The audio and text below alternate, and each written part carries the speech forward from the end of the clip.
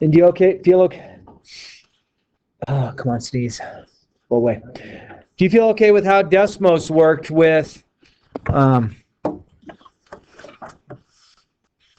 mean, I think that graphing table on Desmos is pretty useful. If I can open it up.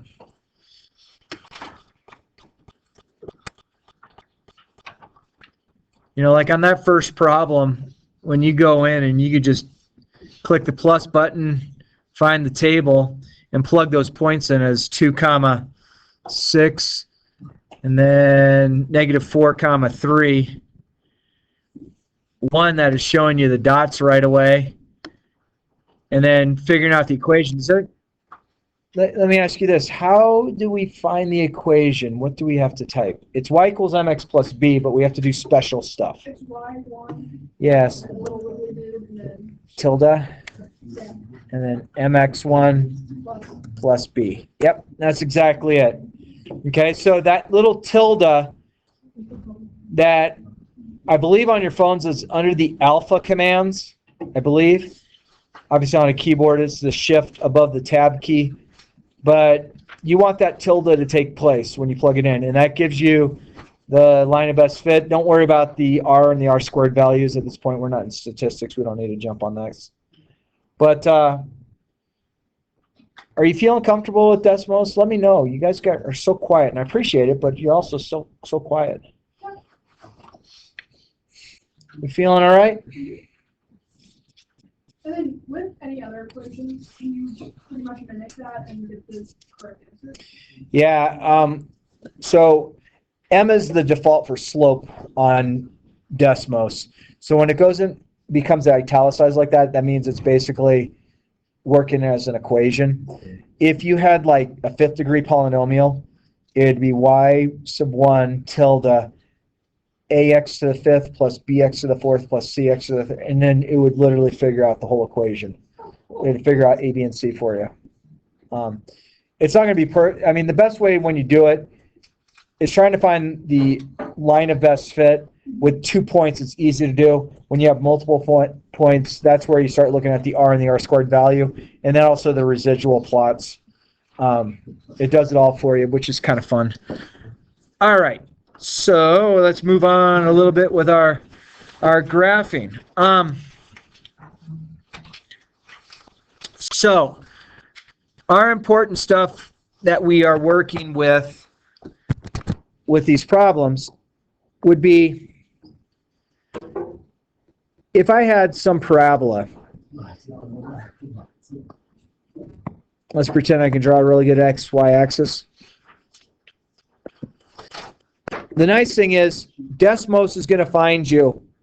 If you were to jump on Desmos with this, you can, just by clicking and hovering over certain regions, you can find important points. Okay, in this case we have the x and the y intercepts, and then we have the turning point, which is called the vertex in a parabola. Okay, so that's a pretty fortunate thing for you. So when you're working on the problems, they will tell you what the window they want set up, and that's mainly if you have the TI graphing calculator. But let's just take a look on Desmos real quick. Clear this out. And let's say I had y equals -3x squared plus 5x minus 3, or let's go plus 3. So you notice when you graph it right away, on your original graphing, and you just type next to it, you notice you start having these grayed out dots. And you know, from here on out, when we start getting decimal answers for the x values, just leave it as the decimal. Let's not worry about turning it into a fraction. Yeah, there's all kinds of fancy things we can do to make them fractions. But those are right now the important portions of this graph. Also the nice thing about Desmos is you don't have to have it just as y equals. You could very easily just type in 2x minus 5y plus or equals 3. And that's a big difference. So you can plug it in a standard form and it's going to graph it. Okay, so those are just some key features that you're going to want to know. But now I want to make sure we know how to do a problem such as this. I'm going to do this problem two different ways. Let's say we have x squared plus 3x minus 40, and we want less than or equal to 0. And let's also say that we had x squared over x to the third plus 5, and we have greater than 0, something like that. Okay, so Desmos is going to be able to do this for us. But we want to be cautious when we plug it into Desmos. I want to actually plug two different equations in for each problem independently. So let's do this one up here first. So I'm going to plug this in. Watch what happens to my inequality sign. Okay, so I flipped the inequality sign because I wanted y equals. I wanted the y to come first. Okay, it wasn't totally necessary. So if we plot that, and then we plot what do I want to plot? And then y is less than or equal to 0. I'm curious what that's going to show. Can I borrow your pencil real quick? Thanks. So I remember what I plugged in.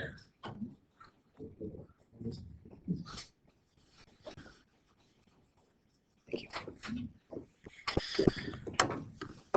All right, so let's use Desmos to our advantage to get this. So I'm going to go, if I typed in y is, and I found the inequality sign, greater than or equal to x squared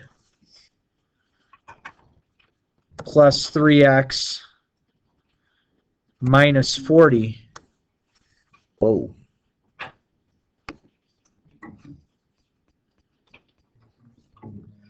Where can I fit that? There's a fit command somewhere in there.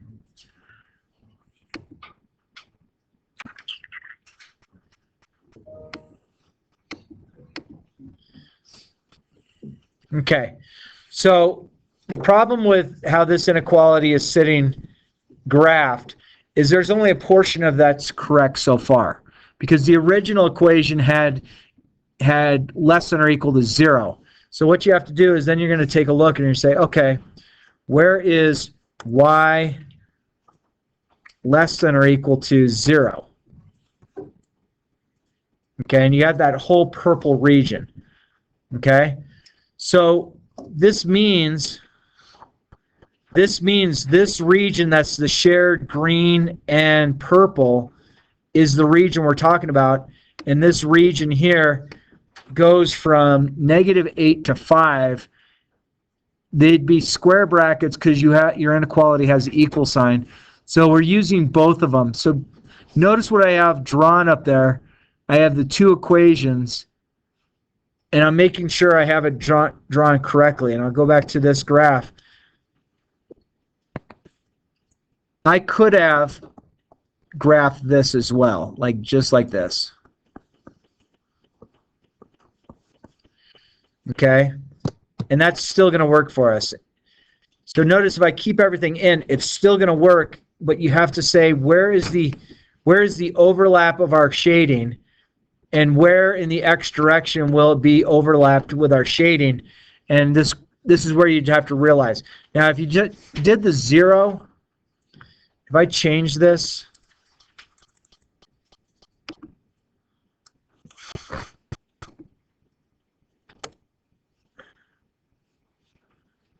if I just did this,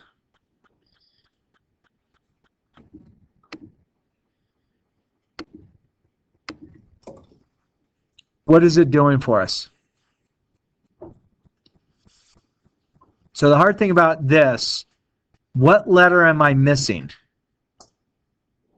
I'm missing Y. This is still going to give us the exact same answer. This is where our graph is less than or equal to 0, but some people want to see the actual shape. But to me, it's like I can see the bound region of it. So if you don't incorporate the y into it, then it's not going to give you the actual parabola, but what it's going to give you is the region in the x direction, what I'm going in between that's going to work. Which way is going to work best for you? I don't know. You pick what works best for you. But if I went through this and I typed in the same equation a second time,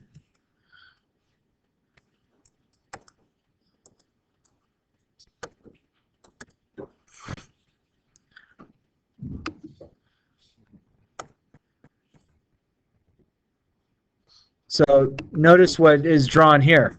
You have the parabola over top. So that's showing the actual shaded region of the parabola, but does it matter if you see the parabola or not? It depends on, I guess, your personality, who the reader is.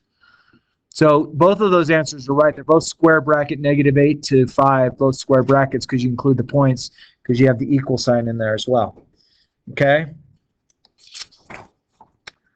All right. And then there was one problem that I'm not sure how to do on Desmos. Will you let me explore one on Desmos? Okay, I'm trying to think how I'm going to make this problem work. If I had a point, so let's say we had 4, 8 as a point. And then and what if I knew I had a slope of 2/3?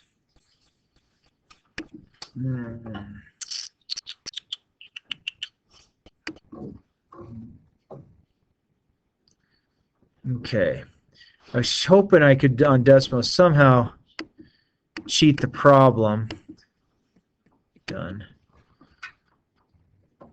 Can I also go expression? No.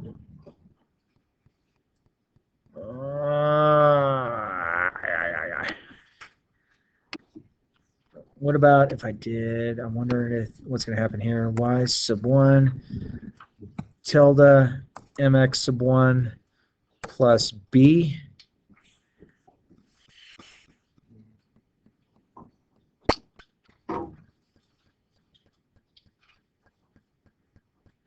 What does RMSE stand for? What does that mean?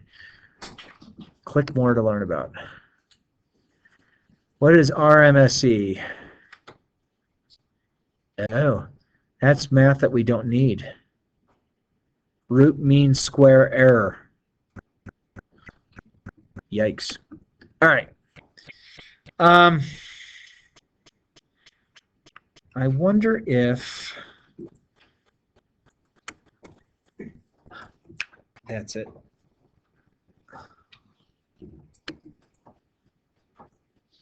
Let's see, is that going to be 2/3?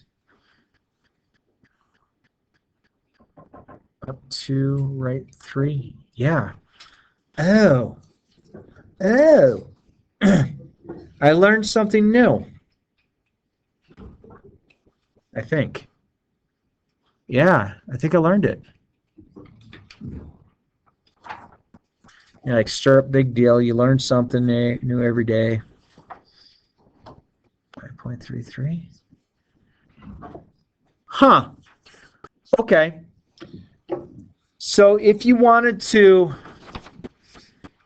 I was looking on the backside, and it has write the equation line that goes through 2, -1, and you have a slope. So if you change your m to an actual given slope, then it's going to tell you what your b value is right away. Oh, that's pretty cool. I don't know. I'm being a dork. I'm sorry. So I think with this opportunity, I think that you can do the graphing review number 1. And I think you can do 1 through 13. I'll give you the rest of the period to work on it. If any of you have any old homeworks that I have a goose egg in and you have it done, let me know and I'm happy to put it in. Did everyone take the quiz that was in here? Or does anyone still owe me the quiz from last Wednesday? When do you guys want your next quiz? Yeah, May 19th or something sounds good. I don't know. Maybe not this week. Likely not this week. What if I made it like a group quiz and those who are absent are the ones who get? I'll think about it. Group quiz, just not this, don't do it this Friday. Just- I'm not here this Friday. What? I have to watch my dogs.